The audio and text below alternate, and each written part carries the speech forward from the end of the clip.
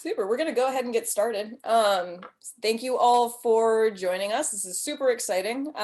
This is a inaugural winemaker interview for the virtual wine school. If you don't already know me, I'm Katharine Hooper.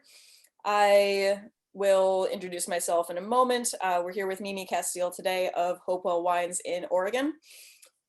So the virtual wine school exists to bridge the knowledge gap between the wine industry and the public. We offer both public and private wine classes on a rotational schedule in an environment that is curated to each participant's individual point of entry. So we really make it an endeavor to speak in ways that are clear, that are informative, but also very welcoming. Ultimately, wine is created to be enjoyed by just about everybody. So we try to keep it that way. Mimi Casteel is something of a renegade, I'll say, in the world of wine. I actually struggle in some ways to describe the impact that she has on the industry, because it exists outside of all of these preconceived boxes that we try to categorize wine under. So Mimi, you grew up with Bethel Heights as your alma mater, we'll say. So your parents are still running Bethel Heights, and then in 2015 you decided to start Hopewell Wines, is that right? That's correct. Yep. Super. So we'll talk today about a number of different things. We're leaving it fairly open. If anybody has a question, feel free to drop it into the chat. I can't guarantee that we'll get to all of them, but if you feel so moved, please feel free. So today we're going to get into probably a lot of different categories and sort of subsections of how it is that how sustainability is talked about today. And really, I think it's fair to say that both you and I are very interested in driving to the heart of what exactly it is that we're talking about when we talk about sustainability and what that looks like today as well as in the future. So let's just go ahead and jump in. So I'd love to start off at a point where we can talk about your personal approach, how you came to decide that this is what you wanted to do at a time when the wine industry is obsessed with this idea of natural wine, and sort of what your interaction has been with these tags like sustainable, natural, and then these more sort of dogmatic systems like organic and biodynamic wine growing. It's a good and loaded question.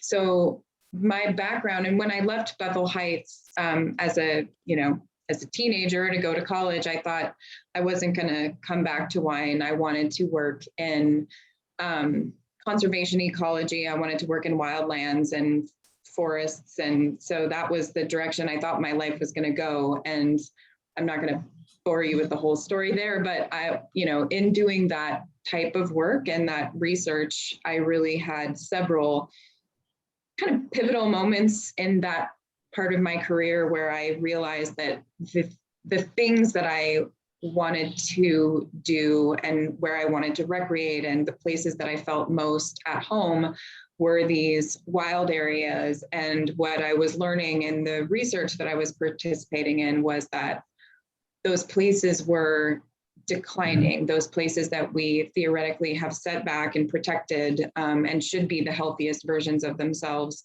were not. And that had pretty much everything to do with what's happening in agriculture, that agriculture and our food system and the way that we have designed the communication between our food system and agriculture is at the heart of what's causing just massive decline at every ecological scale. So going back to farming was a very conscious choice, and I missed wine. I definitely missed wine.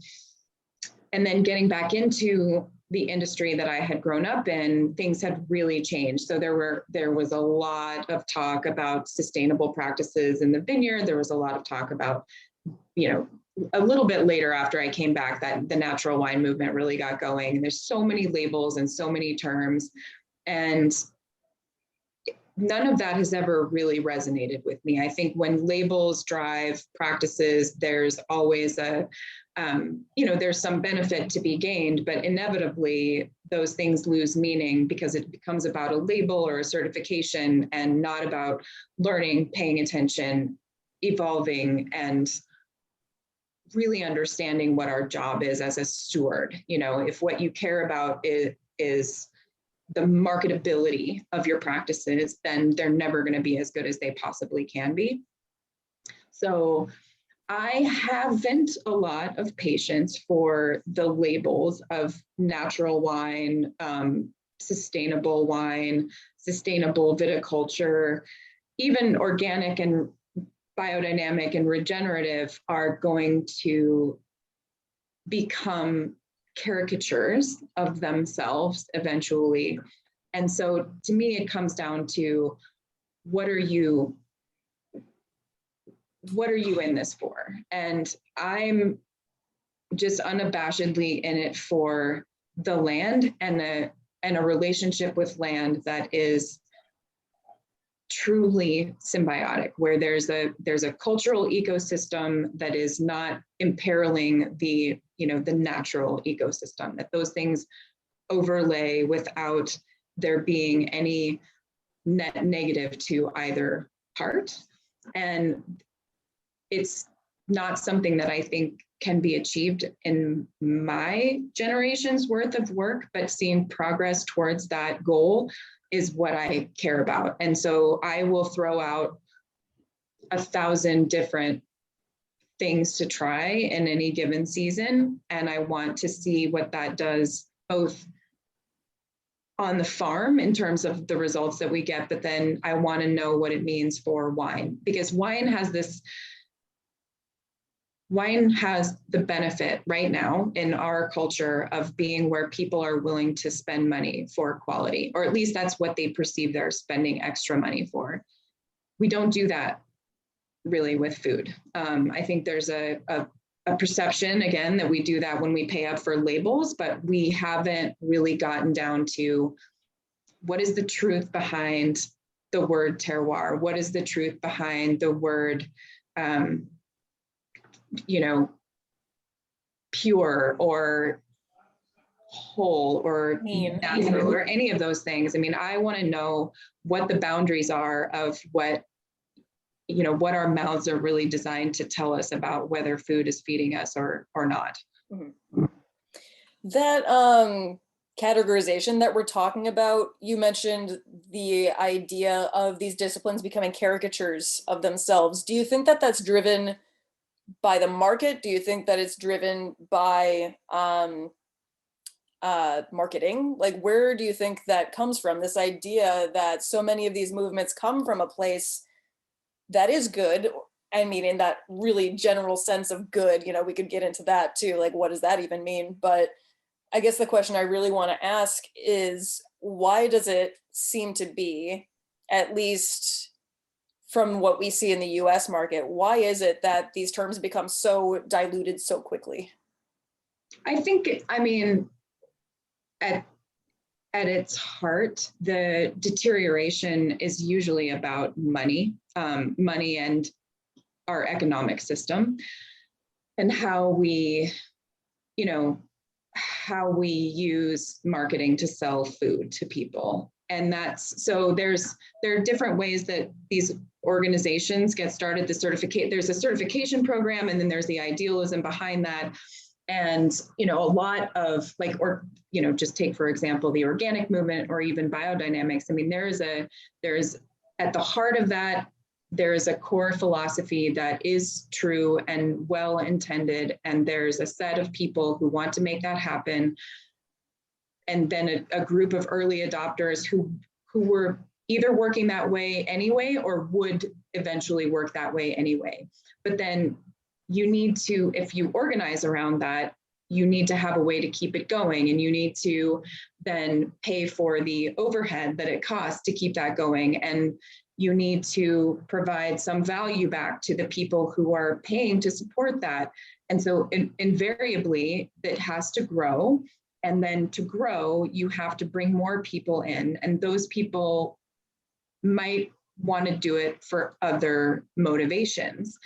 And that's where I think we get a little bit out over our skis when it comes to letting practices and outcomes drive that philosophy forward into the future, as opposed to just putting the philosophy on the shelf so that then you can market something that consumers want. And I mean, again, it's this relationship between money and philosophy that I really struggle with. And I mean, I'll just say, we're certified organic, and I believe in some level of accountability to the people who are going to purchase the product. And I haven't found a way to feel good about not certifying when I am doing the practices, but I really feel like we should be thinking very critically about the fact that certification, which as a producer you pay a significant amount for, is the burden of the person who wants to do the right thing anyway. And the person who doesn't want to participate in that and doesn't feel like that's something they want to be accountable for gets paid by the government to do what they do. So that's kind of a strange, lopsided situation we've got going on. Yeah. So my background is primarily in Italian wine, and this is a theme that is just everywhere there, where it's like, I can't tell you how many times, like as a sommelier, I've had people ask me like, oh, do you have organic, biodynamic, what have you? And I'll bring over a bottle and they'll look at it and they say, oh, well, are they not certified? Mm-hmm. And it's like, this winery has been operating a whole lot longer than the concept of organics. Right. And yeah, that total disconnect of what it even means and where it comes from and why. Mm-hmm. I mean, just that faith in the zeitgeist of just kind of like, oh, this is what we do now. Right. Rather than faith in a person's own ability to assess for themselves what's going on, what they want to do. So what I'd really like to know then, in terms of starting out, and I understand that these are all ideas that you've had percolating for a very, very long time. What is the ideal outcome in your lifetime, and then at X date? Like what does success mean? Yeah, it's a really good question. So for me, I have a strong belief in the fact that our attention, if we mean to harness the power of agriculture to really participate in the reversal of climate change and ecological decline, that our biggest ground to gain, our headspace, is really where very degraded lands, you take them from a very, very degraded state to even the next level of health and function. Because if something is already pretty healthy and at a fairly high functional level, your headspace is like this. But if you take that big degraded piece of ground that's been abandoned, and then bring it to a baseline of ecological health and stability on which future generations can really build, that is a much greater gift in terms of ecological impact. I mean, greater gift, I shouldn't assign that kind of value judgment, but you know what I mean, in terms of the rapid pace that we need to take in really trying to turn the ship around. So I chose to focus on degraded lands, and Hopewell was, in a different type of agriculture prior, and was a fairly deteriorated piece of land. And already, viticulture in general, the world around has tended towards occupying low vigor, kind of low nutrient, unstable, shallow, highly erodible hillsides. So already, we have decided to put agriculture on places where it's going to do the most damage the quickest. So I think while viticulture is such a small slice of the pie, there's a whole lot to learn from trying to apply an ecological framework to farming and making wine. So for me, what I'm hoping to achieve at Hopewell is even understanding which indicators and metrics we should be following to prove to ourselves whether or not our work is taking things in the right direction. I think, the models for measuring sustainability or ecological health have been fairly arbitrary and not necessarily designed to inform us about what our practices are really meaning in terms of sustainability or the health of, the product that we're putting out there. And I want to figure that out. I'm not afraid to find out that something I've done wasn't going to take us in the right direction. That's new information. And if we can build that database of, these are the things that we follow, and these are the lines that we need to be tracking over time to make sure that we're actually leaving this in a higher functional state than we inherited it, then there's nothing but good that can come from that. Mm-hmm. I'm remembering something you've said in the past about the timescale of what you're working with and the evidence that you get in the moment and the urge to be reactive in the moment. I wonder if you could talk a little bit about what kind of mindset a project like this requires. Well, that's a great question. I'm not a patient person by nature. But nature helps me be patient. So my patience around people is like not at all. But when it comes to being out and doing the work and the sort of meditative nature of just working the land helps a lot. But it is difficult because we don't get a lot of time to do this practice. You get, one vintage a year, you get one chance to learn about everything that you've done in 365 days. And so it takes a suspension of what the visual feedback is giving you and the capacity to see it through to where nature is really working. I mean, these are things we're trying to accomplish is outside of geological time. We're trying to accelerate things and accelerate the healing process that usually would take millions of years, if at least tens of thousands of years. And so, that is what I have to constantly remind myself, that if I've done something in the vineyard, done some kind of intervention, and usually this is about soil and building soil and the return of species and which species are successful and which ones aren't successful immediately. And that kind of feedback in 1 year really doesn't tell you anything. So many things are going on that you can't see. And so if you give up on it or you assume that it's a failure, you're going to do a new intervention and maybe undo any of the progress that was actually being made. So there have been, I've really had to redesign my research framework around much longer timescales. I am not trying to publish papers in academic journals. So my time scale can be whatever I decide it is. And the real proof for me on a yearly basis is what's happening with the wine. Are they getting more interesting? Are they telling a deeper story? And then from, in longer years, what are those trends that we're seeing ecologically in the vineyard? And are they going in the direction that I want to see? What's happening in the soil? What's happening with the biodiversity? Are we retaining biodiversity, or are we still having to nurse it along?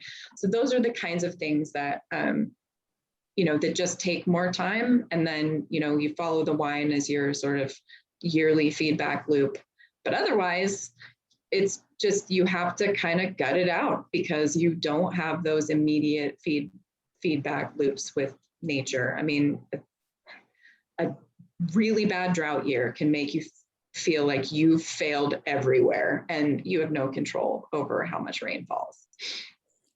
I mean, it's really fascinating to think about the fact that this project, in a sense, does exist in these two different time worlds. You have vintage, which is, a constant ongoing question. Winemaking is just like an immediate everyday kind of process. And then you're trying to basically turn your corner of the world around, which is which is a significantly different mindset, but also not at the same time. That's a really interesting duality to me.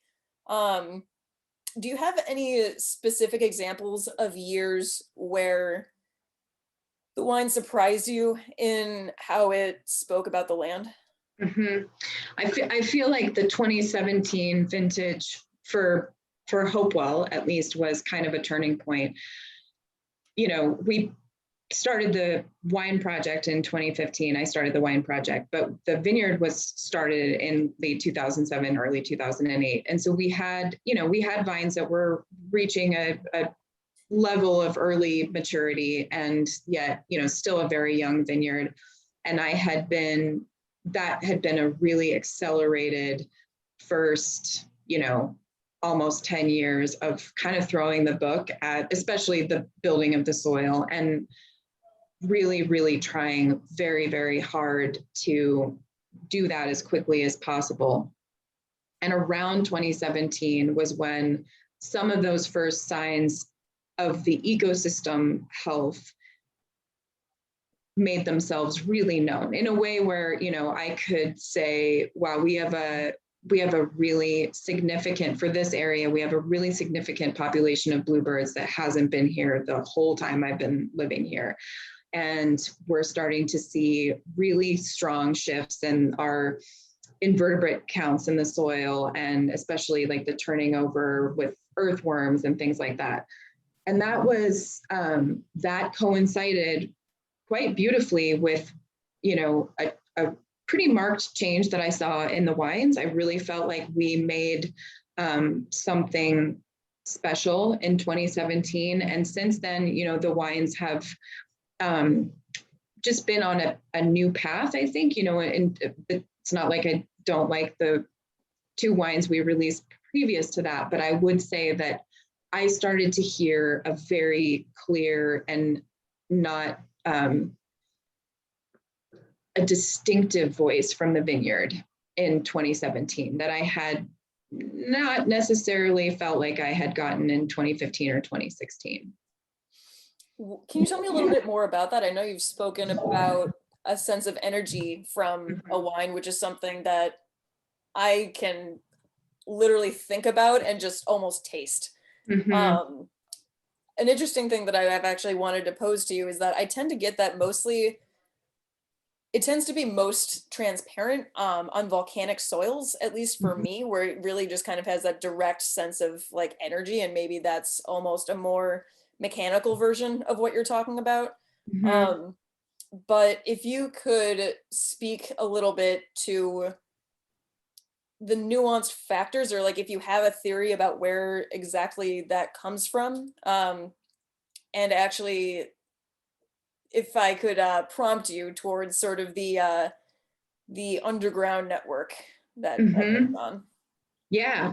So one of the sort of foundational principles of the work that I'm doing, and what a lot of people who, are in this kind of regenerative space and biodynamic space, is that a diversity of ecology. And for me, it's not just plants, but you want to see a diversity at every trophic level, that each species, unique to itself, has a whole gallery of organisms that it is symbiotic with, that it depends on, that it facilitates, that it feeds, that it, generates new energy from. And so this is where nature can make something finite into infinite surface area.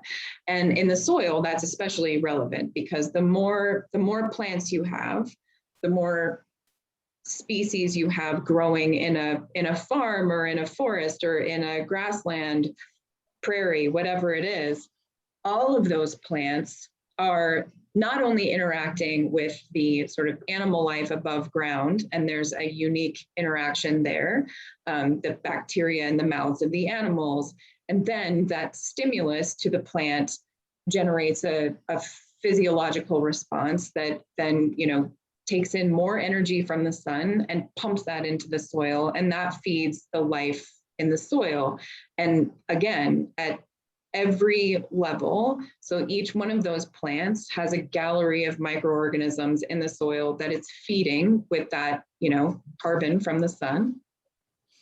And that food is what drives life on Earth, basically. I mean, it is 90% of terrestrial life is in the soil. And the more diverse that is, the more surface area you grow for chemical reactions that mean new things for wine. What's possible in a dissolved solute is all about the microorganisms that are in the soil that can reduce those minerals down to a form that can be taken up by roots or digested as whole bacteria. The roots can actually bring in bacteria, suck out their insides and spit them back out into the soil environment. And that life, and the more life there is, the more life there can be. It's not one of those, there's no rate limiting factor there. It's really just us and the disturbance and those kinds of things. So there's this unlimited potential energy that can be translated to this thing that we make with human hands and hearts and minds and artistry. And to me, that's why wine does have this kind of unique power to speak to people about other things that are important in the world. And, when we talk about things like energy and wine, there is potential energy in wine. It's a matrix of molecules that are constantly reacting with each other. And we talk about oxidation and reduction, and the redox potential of wine is, kind of related to those things.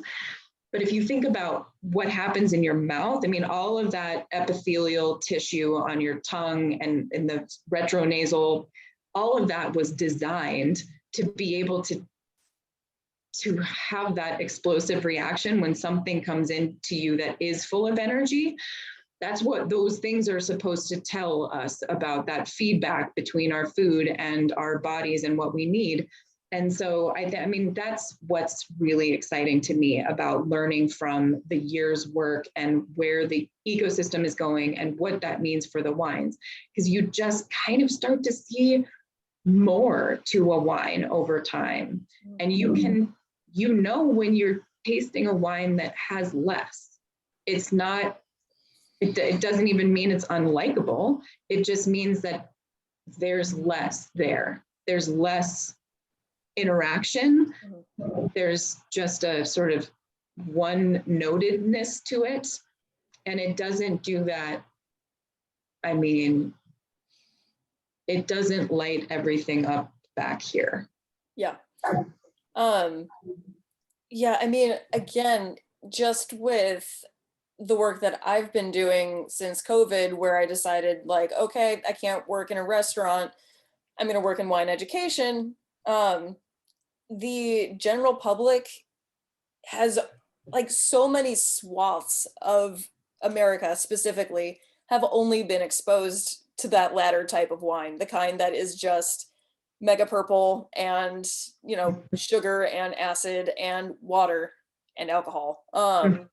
And to me, it's clearly no fault of the consumer. It's everything else that leads to that wine existing in the first place, that leads to something like mega purple being a thing, which is not something that anybody needs in their life. Mhm. And I mean, the question I want to ask is so big, but I want to break it down a little bit more. Um, I recently rewatched Mondovino Mhm. with Michel Roland and Robert Parker, and it's like, I mean, I'm about to, step on some pretty big toes right now. Do Yeah, it. I mean, like, what have I got to lose? Um, and it's just so lamentable to me that this is the mindset of the people deciding what the world drinks. That for those who are attending who haven't seen it, which is probably a vast majority of them, not spending their time watching wine documentaries on the weekends. Michel Roland is arguably the most famous enologist and consultant in wine. And there is an argument that I gotta say, I totally subscribe to, that says that he just has every single winemaker that he works with make the wine that he likes. And there's basically one wine that he likes. And there are so many copycats to this style. And all of a sudden, wines from high elevations in Chile taste like lowland France. Mhm. um, and that, in my like moral opinion, like should not be. Like that's damaging to humanity at a certain point. Um, so I have been grappling for a very long time with the question of like, what do we do about this? And I think you and I have talked about this before. It really just seems to be really consistent that the people with the capacity to make change are the people that are making those kinds of changes. Mhm. So, in terms of the one sort of silver lining I see is that market demand is what drives this. If there's a market for it, it gets made and it stays getting made. Mhm. So, a big part of what I've been trying to grapple with, and I wonder if you can speak on, is this idea that there is a way to empower consumers to make up their own minds, to show them why they should care, because it Mhm. does take a certain amount of trust to just be like, okay, I'm going to spend this amount of dollars on something I know nothing about. Not to say that anybody doesn't know about wine in general, but a specific wine that I've never heard of in my life, like, why should I drink this rather than something I know that I like? And to me, it comes down to the human question of being curious. And I just wonder if you have any insights around how we can all sort of help each other create an environment in which we are more conscious, in which we do want to go the extra step of doing more research or being curious. Like, I don't know if there's another sort of angle that you have to that.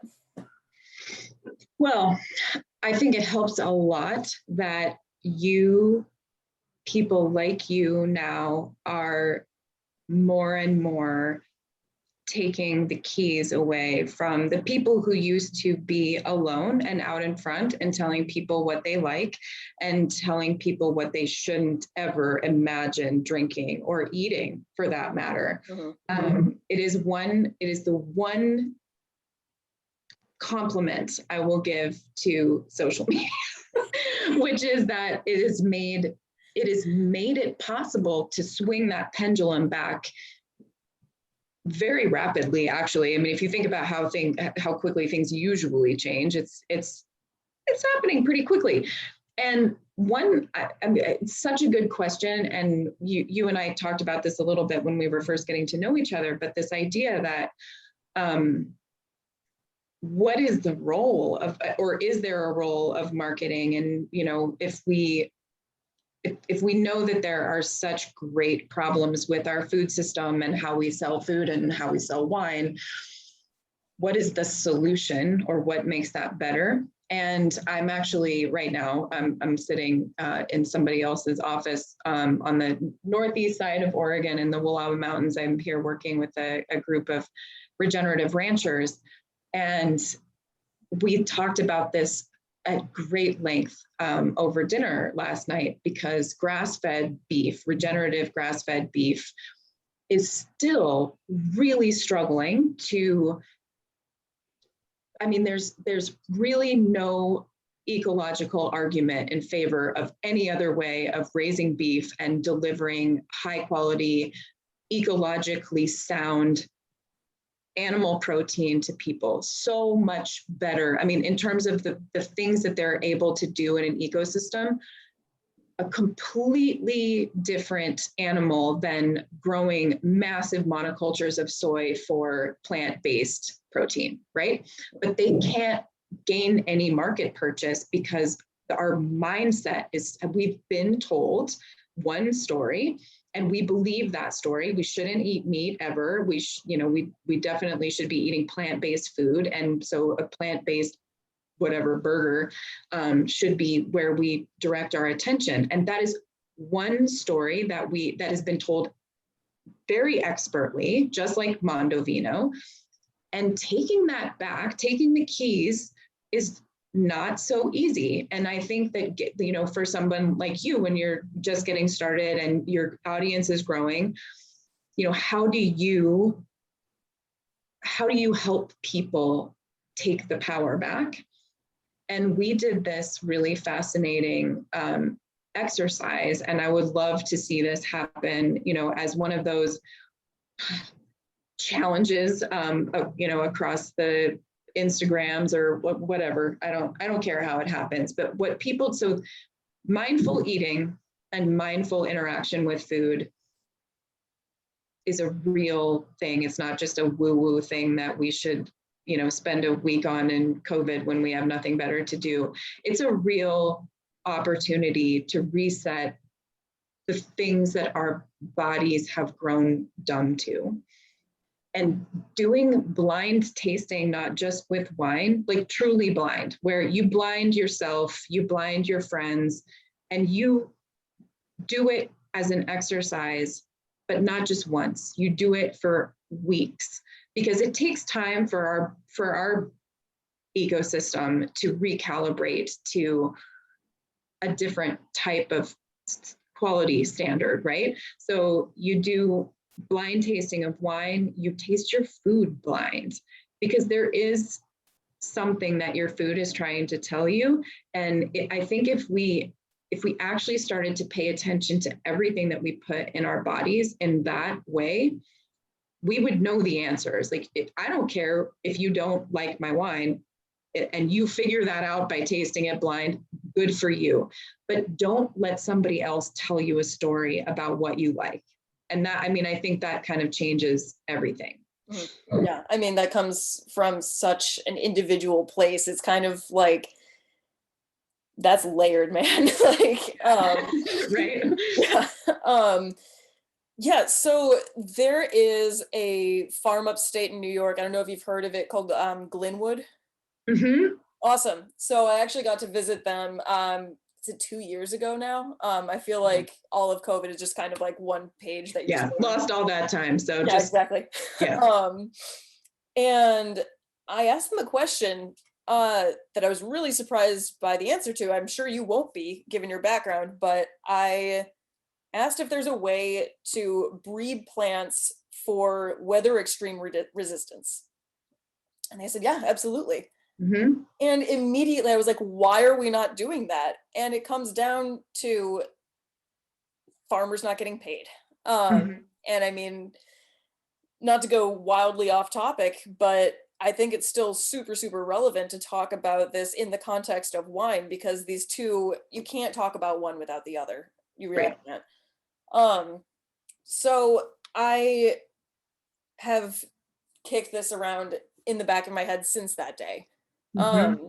If I would just love to hear your thoughts on what it would take to provide farmers with the support network and the resources to be able to grow for seed, to be able to resist the insidious methods of Monsanto. I realize this is like, the big fish in the pond, but yeah, I'd love to hear your thoughts. Well, that is at the heart of that is big agriculture versus real agriculture. And, that it's hard because even amongst my very small community of like-minded growers, there's an urgency around how do we make this scale? How do we scale so that we're feeding the world? And to me, like, look, the way things scale isn't always taking what works on 40 acres and then applying that to 1,000,000 acres. That's absurd. Okay. If we can't accept that eyes and hands and love to land ratios have got to go in the other direction that they've been going for the last 100 years, we're not going to get there. I'm sorry. I mean, I just really don't believe it. And there are people out there like Vandana Shiva, who works in India and that is trying to get the rights back for peasant farmers to save seeds and maintain autonomy of how they get access to the plants that will work and feed them into the future. We are under that same threat. I mean, we think of ourselves as this, like the epitome of, using the best of technology to grow the highest quality everything. And that's a story we're telling ourselves. Those big companies that are everywhere in our government, even now, and certainly going forward, as happy as I am to be in 2021, those things haven't changed. They have all the power, all the money, all the voice, but we are still in America, and we can choose where we go to find the answers for what we're eating and what we want to happen. Because it is true that here, if somebody's going to pay for it, then those companies are going to have to pay attention. And what's interesting is that now that there is this thing happening and this shift happening, Monsanto has an entire division that's growing the microorganisms in laboratories that they've killed off through, 100 years of chemical agriculture. So they're not going to have our best interests at heart. They're going to follow the big money and try to hold on to power as long as they can. But breeding, like a real farmer, and I'm calling myself out on this, okay? Because this is one of the things that I think we don't talk about enough. A real farmer knows about more than just one plant. A real farmer knows about plant breeding, knows about selecting good genetics, knows about what's going to happen with the weather by paying attention to what's happening in nature, because they actually have real nature on their farm and it's part of their farm. And we have gotten to this point of specialization in everything that we do. It's not just agriculture, but in everything that we do, we have to be so narrow in our specialty that the idea that we would look for cues outside of our box is, it's just like way too much to think about. But we're going to have to build real farmers again. We're going to have to allow people to learn all of the things. You have to be a master of everything if you are going to care for an ecosystem.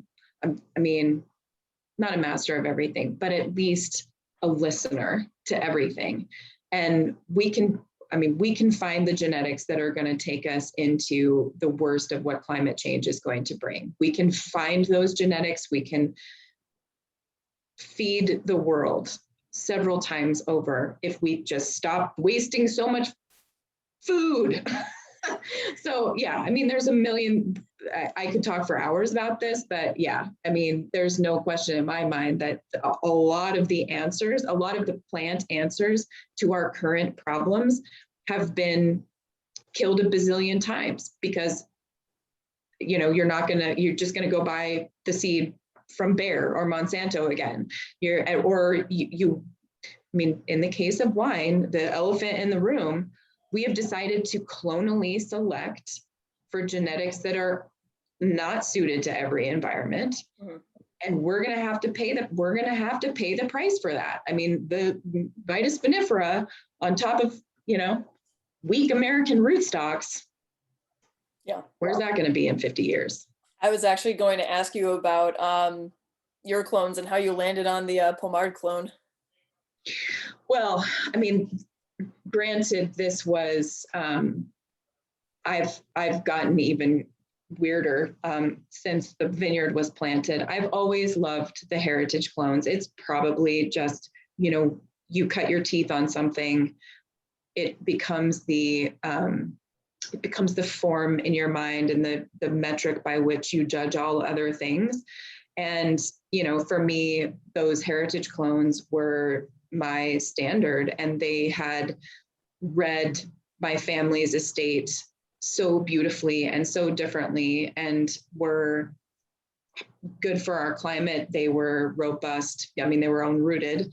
But that has been, that is why I went fairly heavy with, the heritage clones as opposed to some of the Dijon selections, which were very trendy at the time. So it was a little bit weird. But going forward, I think about, obviously, Massal for what you want in a wine is great, and it has worked for centuries.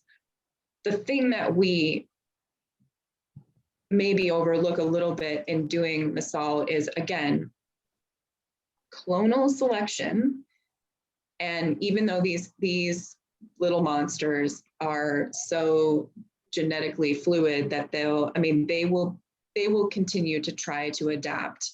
We are hamstringing them by putting them on rootstocks that are doing the real communicating, so you select for this thing that you want above ground, and then you put it on a new rootstock, and it's going to be something totally different. And you got to do that with your eyes wide open. But then I think we also are going to have to start stretching beyond what we believe are these paradigms or, unimpeachable traditions that can never be seen past. I mean, even to save those clones that we think are, the end, you can't get any better than that. We're going to have to do some really, really creative thinking if we're going to maintain those into a very, very unstable future.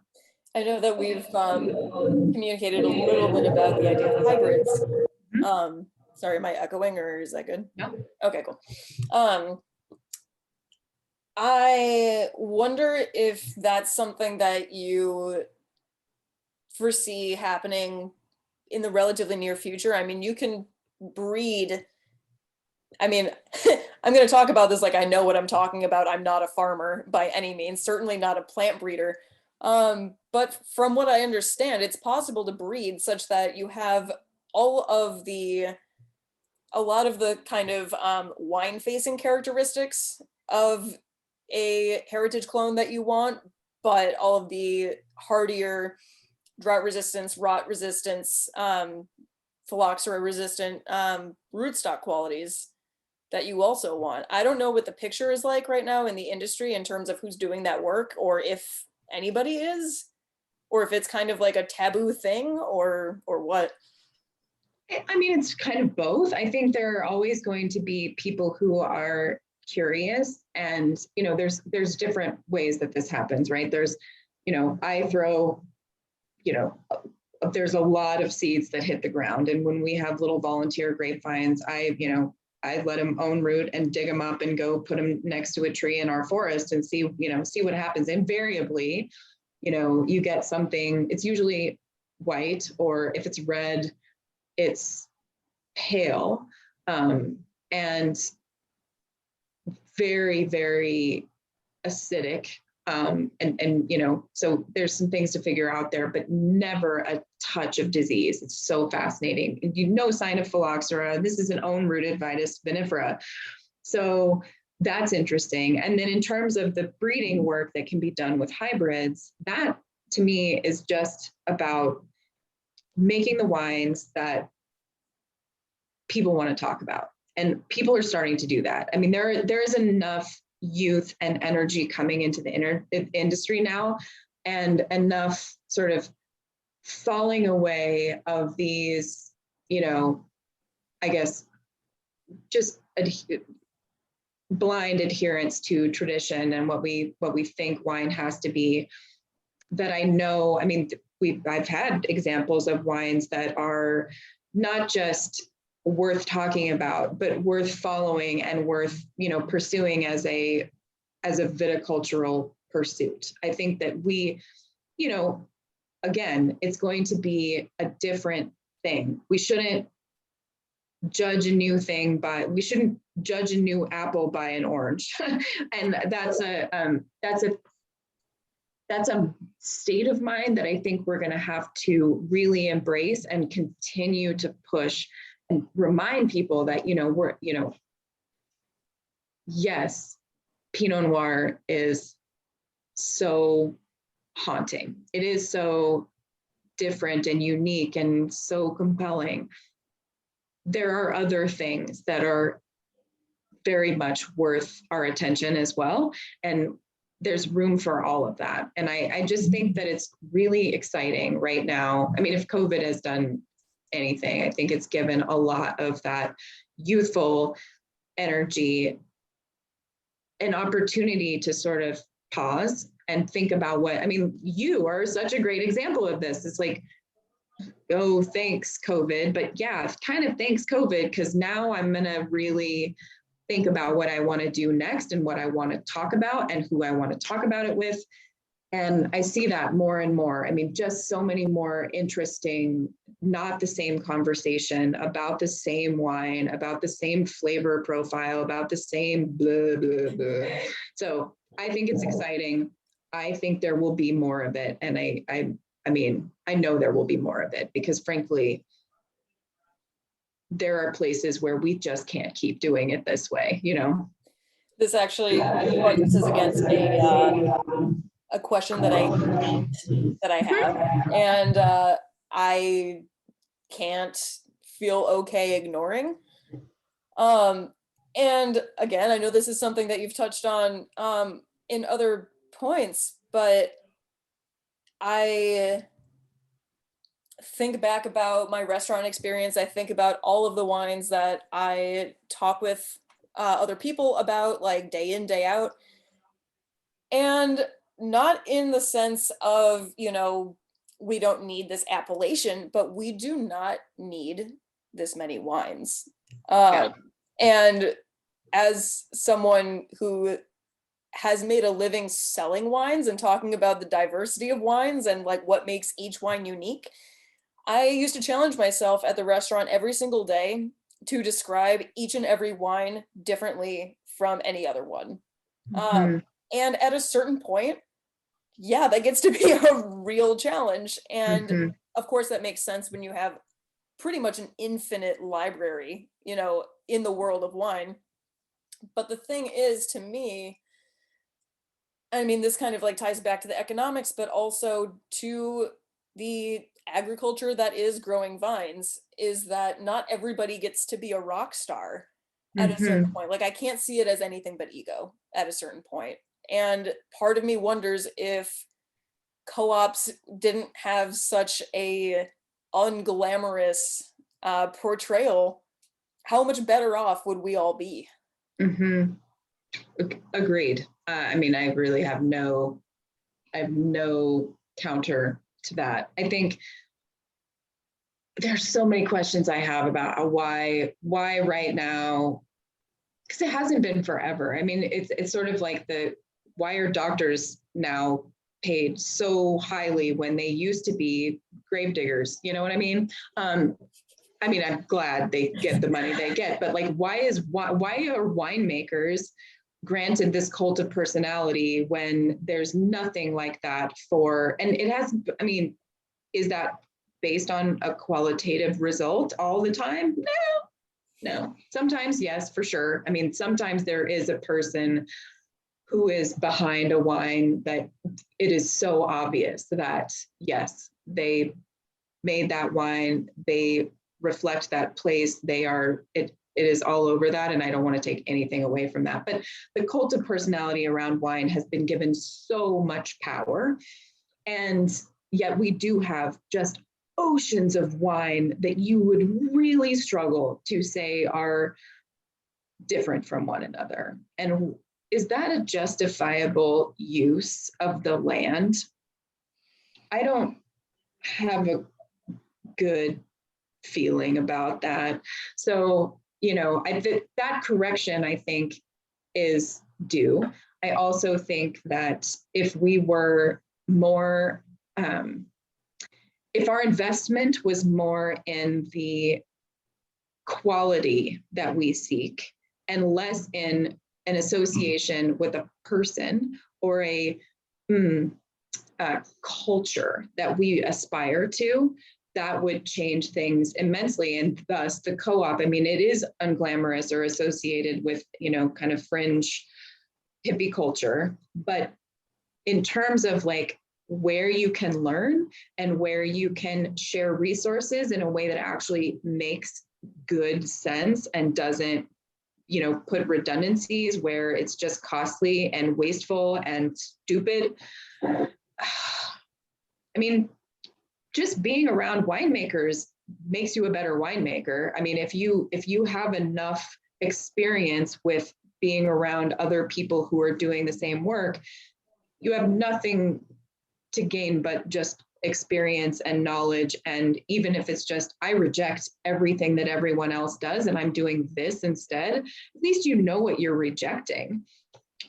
So I don't know if I don't even actually really remember the question, and I don't know if I answered it, but that's what I said.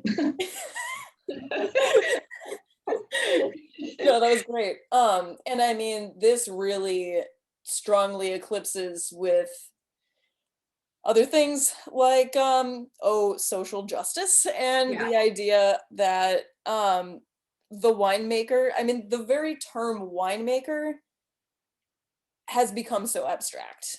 At a certain point, it's actually just who owns the property. Like there are, especially with a lot of these super high-end like luxury brands, which is something that I don't like associated with my wine in the first place. There's just like such a divorce from the idea of like culture, which is this like amorphous idea that is sold to you, versus winemaker, which is referring to the people who are literally physically out there in the vineyard who are not also making the wine. It's just like this uber messed up, like on all of these different levels. Like, what are we talking about when we say winemaker? And to me, the reason I said co-op was because that was the only thing that really came to mind as a way to, I mean, not even level the playing field, to raise everybody up. These new entrepreneur winemakers who are super hot and super trendy, like, great, awesome, you're doing something innovative and we're learning something. Like, this is, to me, where it comes down to is, are you doing something that progresses the narrative of winemaking or not? If you're redundant, I'm probably not very interested in what you're doing, unless there's something that your wine does. But if there's a way to just get people to see eye to eye and to say like, oh, hey, you have been working physically in vineyards for generations and you have a wealth of knowledge that I don't, like, eat some humble pie and go work in a vineyard. I mean, easy for me to say because I live in New York City, but I don't know. That was the only thing that I could really come up with. No, and I think that it's actually a way of, at least an idea towards trying to strip away that classism in wine. I mean, in deep and true honesty, winemaking and viticulture. I mean, there's a reason why if you just go out and talk to a potato farmer or a rancher, and you ask about, hey, do you hang out with any winemakers or any viticulturists? They're like, why would I hang out with them? They're not real farmers. That perception is based in this sort of feudalistic thing that we've got going in winemaking. And now it's even more because the cost of land in the wine growing regions is just absurd. It's not absurd. Land should cost, well, we could talk about land ownership at another time. But what I love about, what you bring up is that wine has been kept away from people. It has been kept away from people. You can say it's unintentional or just a socioeconomic, reality, but how many Black and brown people are really given a chance to participate in wine at any level that is relevant? And especially the fact that most of the wine grapes grown in this country are grown and touched by Black and brown hands. And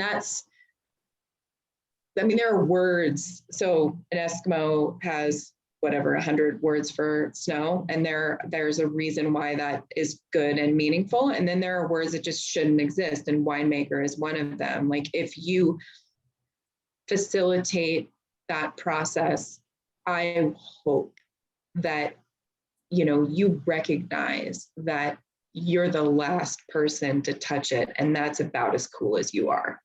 Okay. So I want that to die. But then I also want there to be room for all of these amazing voices in wine to do it and not have to find the money to go to a wine region and not get paid to be an intern. I mean, I don't know. That's not how this works. I want to see a wine world where, we taste with the vineyard crew.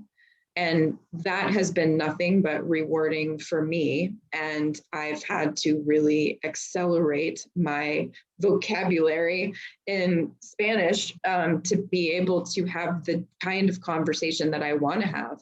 But I mean, we're missing out on a lot of the excitement of what wine could be right now, just because of the fact that it's so classist. How much information are we not asking for? Yeah. I mean, even beyond the very obvious barrier of just not treating people like equal people. I mean, just even beyond that massive issue. I mean, I can't even really wrap my head around it. Again, Mondovino has a really, really interesting bit at Mondavi. Anyway. That's funny. I admit I've never taken the time to watch it. It's actually really funny. When I watched it recently, I was like, oh, I haven't seen this yet. And I turned it on. And about 25 minutes in, I was like, oh, I have seen this. It's a slow burn. Yeah. Yeah. It's definitely made for people who are at a point where they're seeking out information like this. Mm-hmm. It's like you have to already be there to enjoy it. But if you are, it's wow. I'm gonna have to watch it now. Yeah. I mean, I watch it pretty much purely as an informational kind of thing. But yeah, I mean, just I think that what we're really kind of just collecting here is all of the ways in which we've already shot ourselves in the foot. Mm-hmm. And I mean, this is again something that I mean, this is what made me want to see you out as the first person that I talk to through this medium, is that this is beyond non-reactionary. Rather than doing what so many people are doing and saying oh, we don't do this, we don't do that, and kind of stripping away it's what's already been added, you have the balls to say we're just going to start from zero. Mm-hmm. Not even addressing really, I mean, obviously you have a wealth of experience coming into it, but not even addressing oh, this is what's currently done, what about this do we want to change? It's like, if I could start over, how would I do it? And yeah, that sounds absolutely terrifying.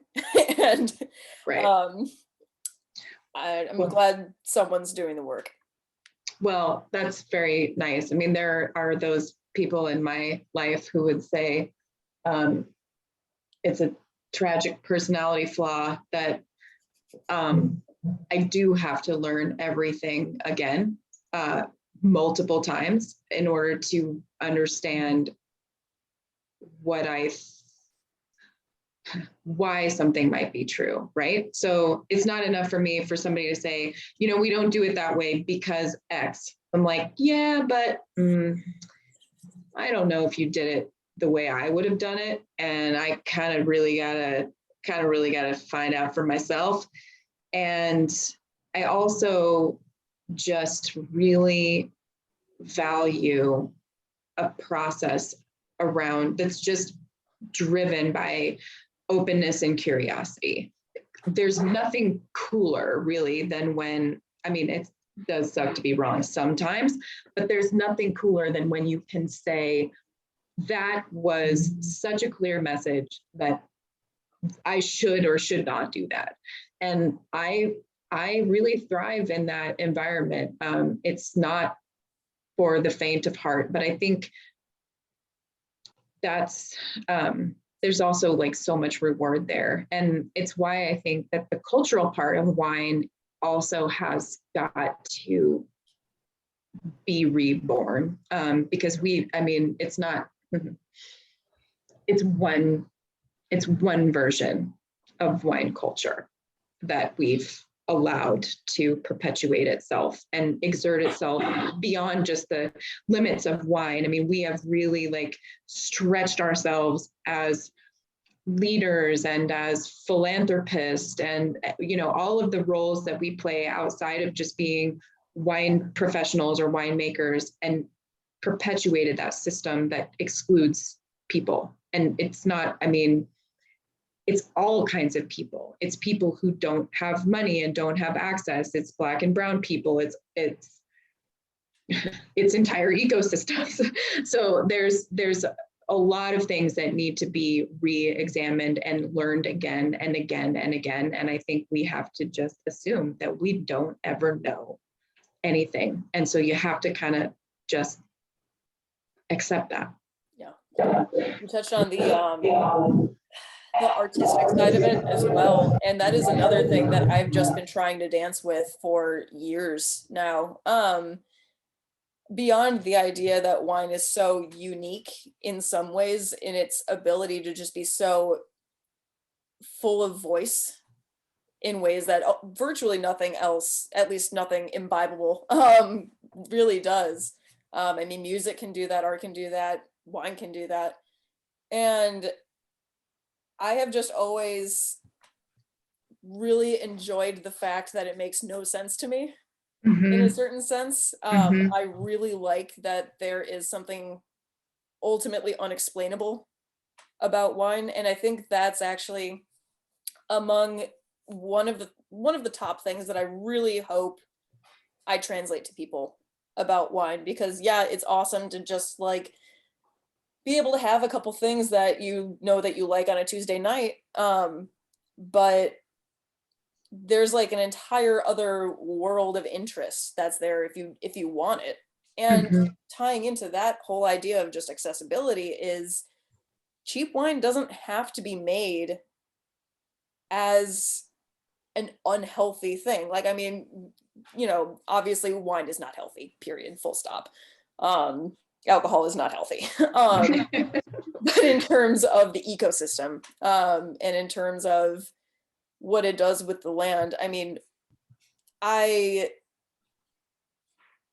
as often as humanly possible, when I make suggestions of wines for people to purchase for these classes, as much as I can, I steer them towards things that are affordable and that do what they should for the environment. And it's really not hard once you just know what to look for, once you know what's available on Google. I've made the joke a million times, like, I don't know what Psalms did before Google, because it's just like, all the information you could ever imagine is right there, and all it takes is curiosity and 10 minutes. Yeah. Um, I and mean, there that's were just a lot fewer of them, I think, and they all knew each other. right. So I think that's how that worked. Yeah, fair. Um, I am really curious as to whether there is anything about Hopewell that has just really surprised you at any given point. That's a good question. I mean, it surprises me daily. I think, you know, the emotional connection to me is not surprising because I've always, I mean, the danger of taking me to a new piece of ground is that I am going to fall in love with it and feel responsible for it. So that part has not been surprising, except for that it just continues to grow. But then on top of that, I think that, you know, there have been moments when, you know, what you're trying to do on a small scale cannot overcome what's happening on a very large scale. And that has been served to me more in the last few years than it had been in the previous 10. And what is interesting to me and surprising to me about that is that in spite of the fact that those setbacks have been seriously significant, the vitality of what, you know, the major trajectory of what we're trying to accomplish continues to just feed optimism and hope in me, as opposed to bringing me down to a place where I think, you know, this isn't possible. It's, you know, there isn't as much promise here as I think, not just here at Hopewell, but like for agriculture to make these changes. And that's why I don't stop, because I agree with you. And I have said it so many times. I think somebody is eventually going to be like, then stop. But I agree with you. There's way more wine. Nobody gives a shit if there's another tiny little wine brand out there. So I could disappear tomorrow, not going to make a difference to anybody. But it's a struggle. Yeah, I mean, it's really just about the things that want to persist and just need a little encouragement, and just, you know, the story could be about that process and not about us. I mean, ugh, I'm so tired of that part of it, but the story of what happens in the ground, above the ground, and what that means for boundaries outside your fence lines. I mean, that's the surprising part. I mean, if you had told me what would have happened over the last, I don't even know, 12 years, I would have been like, no, I'll give up then at year 7. But it's never even really been a serious option. Yeah.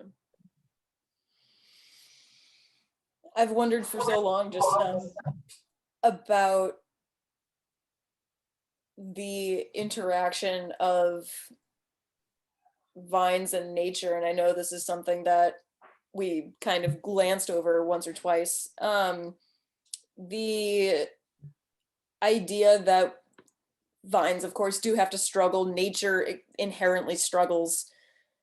And in a sense, a healthy vineyard, it seems, should be almost like a theater play of nature in a certain sense. It's curated, it's kind of, you know, got its own thing going on, but at the same time, there is struggle, there are interactions. There are too many factors you can't control. Mm-hmm. And I know that this is something that has crossed your mind as well, the idea that, you know, can you make wine in nature proper? Like, can you make wine in terms of like something that shows both personality and place Mm-hmm. in nature? I mean, I think that place is personality. And when, I mean, so for me, like in this system of, you know, either the wildest vineyard or the most, you know, the most monoculture vineyard. I mean, there are still interactions happening, right? But it's sort of like a worldly human being versus a person who's really lived a very closed and chosen to live a very closed life. And I think that, you know, is it possible to make the wine that we know now or we expect now if you did it in the middle, like if you just went and started like Johnny Appleseed and started like putting little seeds in the ground at the bottom of every, you know, tree in the forest? I'm not sure I recommend that. If they eventually start colonizing into our forests, then I'll probably try to make wine from them. But I think that when we think about agriculture and acknowledge that agriculture, even in, you know, the sort of wasteland of chemical agriculture, that is still the natural world. Okay, everything that we're putting on that does not take away from the fact that that is the natural world. And the amount of personality and the size of personality and the layers of voice that we can capture with wine, we have forgotten so much more than we have access to right now. And I just want to taste it. Tell me more about that. Well, I mean, think about how, you know, the sort of drive to create very controlled environments in agriculture, that's really not been that long that we've been working this way. I mean, I think we've always contrived to work this way because it feels safe, it feels controlled, it feels like we, you know, we are the masters. And there have been some confusing feedback loops, I think, about when you grow something by itself, then it gets better because it doesn't have any competition. And I think that that was a misguided, you know, like assignment of the word better, because it wasn't really about flavor or anything like that. It was just about getting something safely to the finish line. There's a lot of risk in doing it the way that I propose to do it. So obviously it's not for everyone, but you think about what a vine, you know, what a Linnea, what a vine is there for is to be a new layer of the forest. It's supposed to be a new potential photosynthetic engine. But at the same time, it is also another vector for life to interact with other life.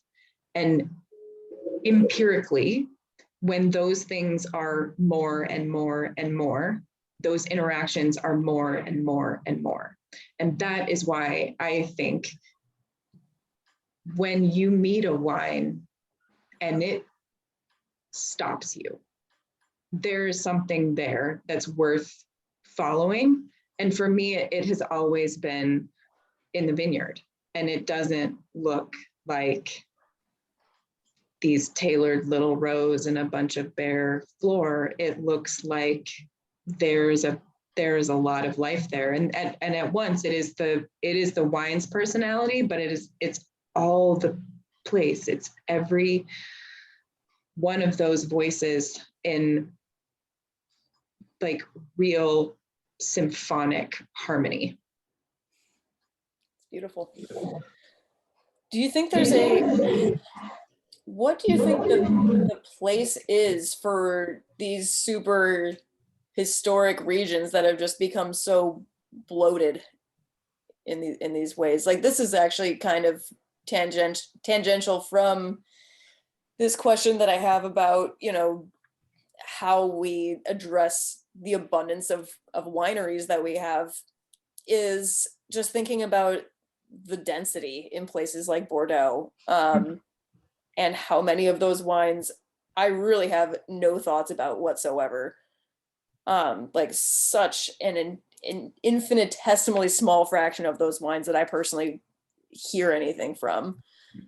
Um, and yeah, I would just ask what in like this, you know, kind of utopic idea that we're creating here, where things are in perfect balance, what would that look like in a place like, say, Bordeaux, in terms of pricing even? Like, do we still want to value those wines the way that we do now? Yeah, that's really going in there, aren't you? Yes. Yeah, I mean, for my version of where I would like things to go, where I would like things to go, where I can imagine things going, we have to stop. We have to like allow for our, and you've done this and other, it happens every day where a person is like, I know I'm supposed to like this, but I don't like it. And I'm probably not going to talk about it because everyone tells me I should like it. But if we just were more honest about what we taste and what we like, I feel like there is a correction that does happen, doesn't necessarily happen overnight. And there's a lot of things about capitalism and about entrenched generational wealth that probably have to shift at the same time. But I think that conversation is part of changing that also, because just look at the last 12 months and, we assume that nothing can change quickly, and yet everything has changed almost overnight. So I don't believe that those things are even unchangeable in our lifetime. I think that things are very, very changeable in our lifetime, and our lifetimes are going to change a lot because of what's coming. So I see that this kind of conversation, just the act of having one and acknowledging, and sommeliers now, I think what's really great is how many there are. It's hard because of what's happening with restaurants, but you guys are your own set of rock stars, right? Better and worse things about that. But let's just say more people having those conversations and even opening doors, like the fact that you want to open doors. There are other somms like you who also want to open doors and bring more voices in and have more honest conversations and start saying the things that we've been afraid to say, and stop spending the money. Don't buy the wine. Don't buy the wine. If you're in charge of the wine program, do something really ballsy and what you want to do. And if it doesn't work, really, at least somebody tried. But I think it would. I think it does. I think it has worked. And going forward, I think people have had an awakening about what they think is possible in a very short period of time, and what they think is possible for them and what they think is possible for the world. And it's almost like never has there been a better time to throw the whole thing up in the air and say, I don't think it's going to look like this anymore. Yeah. That's actually one really awesome thing, unfortunately, about living in a big city. And I say unfortunately because it's so localized. The correlation between these urban hubs and the rest of the country, which is the vast majority of, at least geographically, the country. And going home to the suburbs of Chicago and, perusing the local wine store and being like, it's not even necessarily about preference at a certain point in terms of like what you have access to there. It's just, it's disappointing is Mm-hmm. what it is. It's kind of sad. And I don't mean that in a pejorative sense at all. Yeah. Just in the sense of like, man, these huge corporations really know what they're doing. Mm-hmm. They, you know, have the access to get just about everywhere. But I really wonder what it would take to, I mean, a mass education movement is really just kind of what I keep coming back to in terms of Mm-hmm. trying to turn that around, because how else do you influence people to buy differently other than telling them about what Mm-hmm. they're buying? Mm-hmm.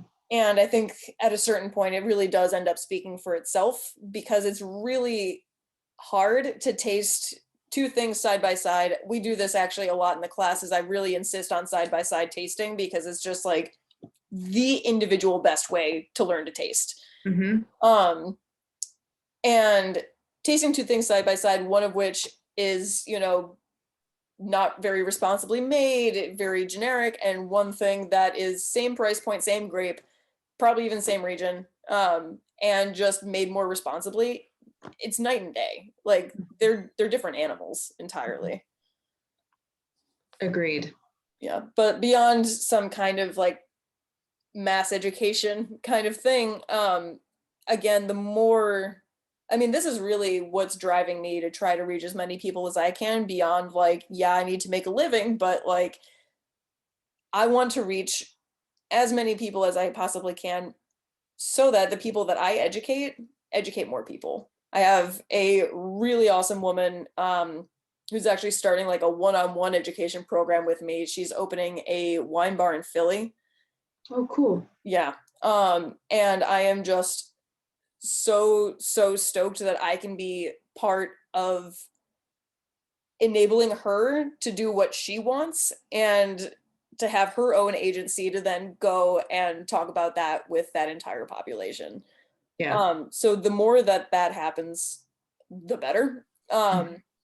How has that worked for you in the local community? I mean, it seems like Aola Amity Hills should be pretty open to these conversations, at least at face value. But I really wonder sort of what the general uh, atmosphere is right now in terms of, you know, being your neighbor, I guess. Mhm. Good. I mean, that's a great question and pretty relevant in general. I think, there's it's true in my neighborhood. It's true kind of everywhere right now that there has been a long, kind of a long time coming, sitting with the guilt of the way we participate in the world today as business owners, as employers, as friends, giving more attention and putting yourself under the microscope is super uncomfortable. And I think that, with a lot of what's happened in the last year, from a social justice standpoint, from an environmental justice standpoint, all of the ways that these things are connected, it's interesting to me that at this point, at least I hope, it's not something that people can easily swallow and ignore anymore. It's so big, and it's come out, it's gotten a foot in the door, and thank God it hasn't been slammed shut yet. Just keep pushing harder. And the only way I can really feel like okay at all is by constantly, like, sometimes I'm accused of flagellating myself, but really saying, take a really good hard look at everything that you said today, everything that all the interactions that you had. Who does that serve? what does it do for the community? What does it do for the world? And, you know, come on, all of the things about self-care and self-indulgence and all of those things. Yes, I think it's great. It's like, we should talk about that. But there's another thing that also is really critical, and that's looking critically at what we're doing, especially the people with the power who are taking the most time for self-care. That's all I have to say. Well said. I think we can end on that note. I feel good about that.